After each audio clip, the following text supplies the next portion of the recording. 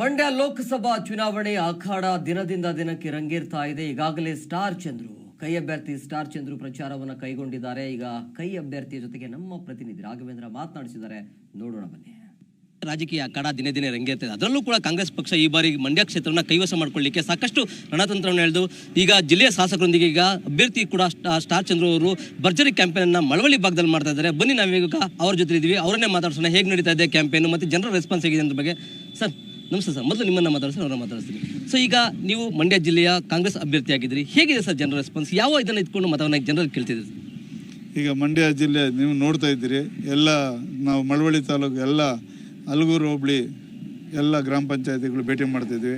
ನರೇಂದ್ರಣ್ಣವ್ರ ಜೊತೆಲಿದ್ದಾರೆ, ಕಸ್ಬಾ ಹೋಬಳಿ ನರೇಂದ್ರಣ್ಣವ್ರ ಜೊತೆಲಿದ್ದಾರೆ.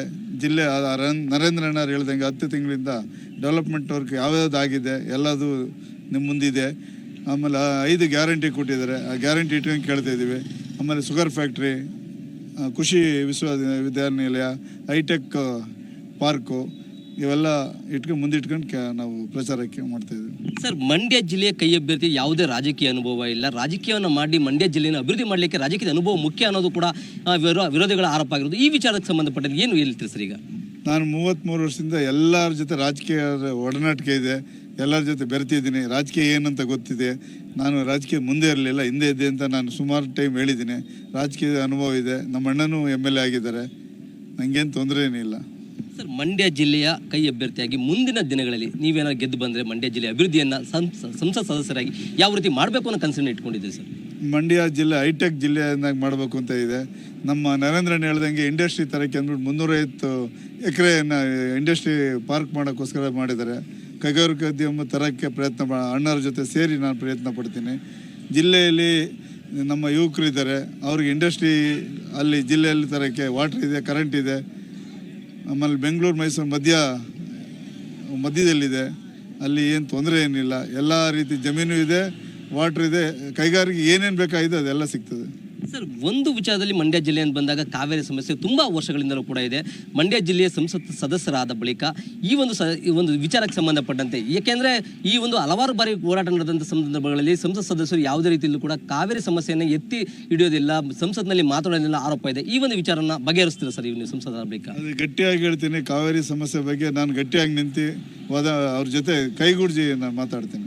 ಇದು ಸ್ಟಾರ್ ಚಂದ್ರ ಅವರು ಮಾತಾಡಿದ್ರೆ. ಇವರ ಜೊತೆ ಈಗ ಮಳವಳ್ಳಿ ಕ್ಷೇತ್ರದಲ್ಲಿ ಶಾಸಕರಾಗಿ ಜಿಲ್ಲೆಯ ಒಂದು ಅಭಿವೃದ್ಧಿ ಬಗ್ಗೆ ಸಾಕಷ್ಟು ಕನಸುಗಳನ್ನು ಇಟ್ಕೊಂಡು ಮಳವಳ್ಳಿ ಶಾಸಕರು ನರೇಂದ್ರ ಸ್ವಾಮಿ ಅವರು ಕೂಡ ಇದ್ದಾರೆ. ಅವರು ಕೂಡ ಈ ಒಂದು ಕ್ಯಾಂಪೇನ್ ಇಟ್ಕೊಂಡು ಅಭ್ಯರ್ಥಿ ಪರವಾಗಿ ಪ್ರಚಾರ ಮಾಡ್ತಿದ್ದಾರೆ. ಅವರನ್ನು ಕೇಳೋಣ, ಹೇಗಿದೆ ಮಂಡ್ಯ ಜನರ ರೆಸ್ಪಾನ್ಸ್, ಮತ್ತು ಮಳವಳ್ಳಿ ಕ್ಷೇತ್ರದಲ್ಲಿ ಯಾವ ರೀತಿಯಾಗಿ ಅಭ್ಯರ್ಥಿ ಪರವಾಗಿ ಅವರು ನೀಡನ್ನು ಕೊಡಿಸಲಿಕ್ಕೆ ಪ್ರಯತ್ನ ಮಾಡ್ತಾರೆ. ಸರ್ ನಮಸ್ತೆ ಸರ್.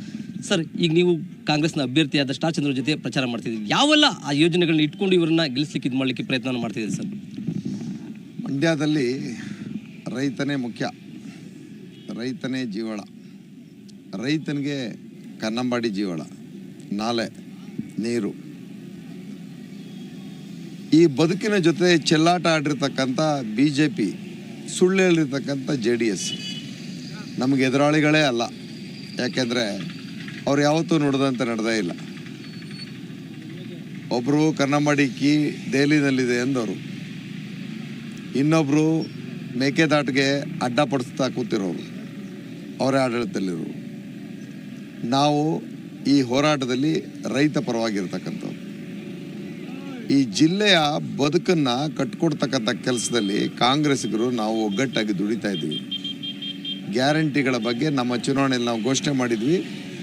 8 ತಿಂಗಳ ಅವಧಿಯಲ್ಲಿ ಸ್ಪಷ್ಟವಾಗಿ 5 ಗ್ಯಾರಂಟಿಗಳನ್ನ ಜಾರಿ ಕೊಟ್ಟದಲ್ದೇ ಮಂಡ್ಯ ಜಿಲ್ಲೆಗೆ ಸಾವಿರಾರು ಕೋಟಿ ಅನುದಾನ ಅಂತಂದು, ಆಧುನೀಕರಣಕ್ಕೆ 2,000 ಕೋಟಿ.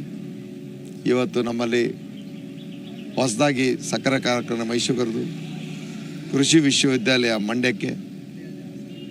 ಇದಲ್ಲದೆ ಪ್ರತಿಯೊಂದು ಕ್ಷೇತ್ರದಲ್ಲಿ ಕುಡಿಯೋ ನೀರಿನ ಯೋಜನೆ ಇರ್ಬೋದು, ಹಲವಾರು ಅಭಿವೃದ್ಧಿಗಳು, ಉದ್ದಿಮೆಗಳನ್ನ ಬರುವಂಥ ಕೆಲಸಗಳಲ್ಲಿ ನಾವು ದಾಪುಗಾಲನ್ನ ಇಟ್ಕೊಂಡು ಹೋಗ್ತೀವಿ.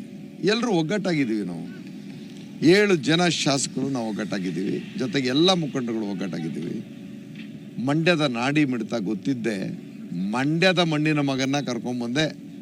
ಒಬ್ಬ ಉದ್ದಿಮೆದಾರನ್ನ, ನಿಜವಾದಂಥ ಕಪಟತೆ ಇಲ್ಲದೆ ಇರತಕ್ಕಂಥ ವ್ಯಕ್ತಿಯನ್ನು ನಾವು ಗುರುತಿಸಿ ಕರ್ಕೊಂಬಂದು ಇವತ್ತು ರಾಹುಲ್ ಗಾಂಧಿ, ಮಲ್ಲಿಕಾರ್ಜುನ ಖರ್ಗೆ ಅವರು, ಸಿದ್ದರಾಮಯ್ಯನವರು, ಡಿ ಕೆ ಶಿವಕುಮಾರ್ ಅವರು, ಇವರೆಲ್ಲರ ಆಶೀರ್ವಾದನ ಪಡೆದು ನಾವೆಲ್ಲರೂ ಒಗ್ಗಟ್ಟಿನಿಂದ ಈ ಚುನಾವಣೆ ಮಾಡ್ತಿದ್ದೀವಿ. ನಮ್ಮ ಎದುರಾಳಿ ಬಗ್ಗೆ ನಾನು ಪದೇ ಪದೇ ಹೇಳಬೇಕಾಗಿಲ್ಲ. ಅವ್ರು ಹೇಳಿದ್ದನ್ನು ಯಾವುದೂ ಮಂಡ್ಯಕ್ಕೆ ಮಾಡಿಲ್ಲ. ಸರ್, ಕಳೆದ ಲೋಕಸಭಾ ಚುನಾವಣೆಯಲ್ಲಿ ನೀವು ಕೂಡ ಸಂಸತ್ ಸದಸ್ಯರಾಗಿದ್ದಂಥ ಸುಮಲತಾ ಅವ್ರನ್ನ ಬೆಂಬಲ ಕೊಟ್ಟಿದ್ರಿ. ಆದರೆ ಈ ಬಾರಿ ಅವರು ಕೂಡ ಒಂದು ಕಡೆ ಬಿಜೆಪಿಗೆ ಸೇರ್ಪಡೆ ಆಗಿದ್ದಾರೆ. ಜೊತೆಗೆ ಎಲ್ಲೋ ಒಂದು ಕಡೆ ಸ್ವಾಭಿಮಾನ ಹೆಸರಲ್ಲಿ ಮಂಡ್ಯ ಜಿಲ್ಲೆ ಜನರಿಗೆ ಮೋಸ ಮಾಡಿದ್ರು. ಈ ಒಂದು ವಿಚಾರವನ್ನು ಇಟ್ಕೊಂಡು ಈಗ ನೀವು ಸ್ವಾಭಿಮಾನದ ಹೆಸರಿಗೆ ಮತ್ತೆ ಮತವನ್ನು ಕೇಳ್ತಿದ್ರಿ. ಇದು ಯಾವ ರೀತಿಯಾಗಿ ವರ್ಕೌಟ್ ಆಗುತ್ತೆ ಸರ್? ಈಗ ಕಳೆದ ಬಾರಿ ನಾವು ಮಾತಾಡಿದ್ದು ಅಥವಾ ಬೆಂಬಲ ಕೊಟ್ಟಿದ್ದು ಸುಮಲತಾ ಅವ್ರಿಗೆ ಸತ್ಯ. ನಾನು ಹಲವಾರು ವೇದಿಕೆಯಲ್ಲಿ ಹೇಳಿದ್ದೀನಿ. ನಾನು ಪಕ್ಷಕ್ಕೆ ವಿಚಾರ ತಿಳಿಸಿ ನಾವು ಅವರು ಸ್ವಾಭಿಮಾನದ ಸಂಕೇತವಾಗಿ ಸುಮಲತಾ ಅವ್ರಿಗೆ ನಾವು ಬೆಂಬಲ ಕೊಡ್ತೀವಿ ಅಂತ ಮಾಡಿದ್ವಿ.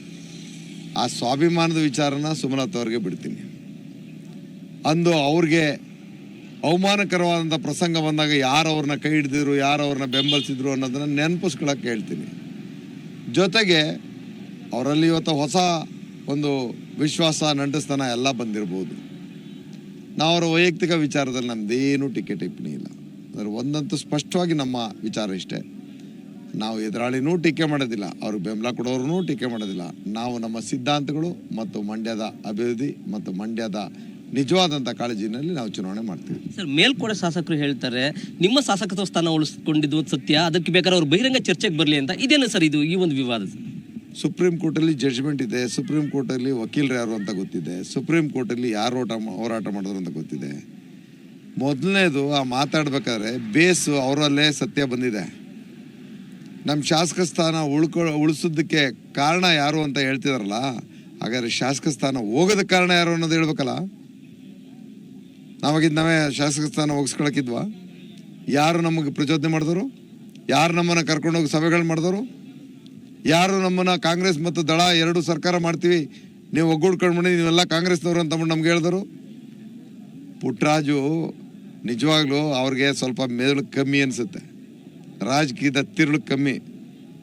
ದೇವೇಗೌಡರ ವಿಚಾರ ಇದೆ, ಎಚ್ಚರಿಕೆಯಾಗಿ ಮಾತಾಡಿ. ನೀವು ದೇವೇಗೌಡರ ಮೇಲೆ ದ್ವೇಷ ಇದ್ದರೆ ಇದನ್ನು ಮತ್ತೆ ಮಾತಾಡಕ್ಕೆ ಹೋಗ್ಬಿಡಿ. ಯಾಕೆಂದರೆ ನಾನು ಜಾಸ್ತಿ ಮಾತಾಡ್ಬೇಕಾಯ್ತಾಗ ಸತ್ಯ ಹೇಳ್ಬೇಕಲ್ಲ. ನಾನು ಅತ್ಯಂತ ಗೌರವದಿಂದ ದೇವೇಗೌಡರ ವಿಚಾರದಲ್ಲಿ ನಾನು ನಡ್ಕೋತೀನಿ.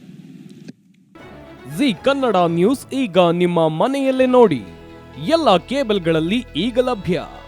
ಸನ್ Direct 292, Jio TV 1334, U digital 162, city cable 51, GTPL 17, Abhishek cables 821, rock line telecommunication 51, Shri Basaveshwara number 60, Vinayaka digital number 53, in digital number 896ರಲ್ಲಿ.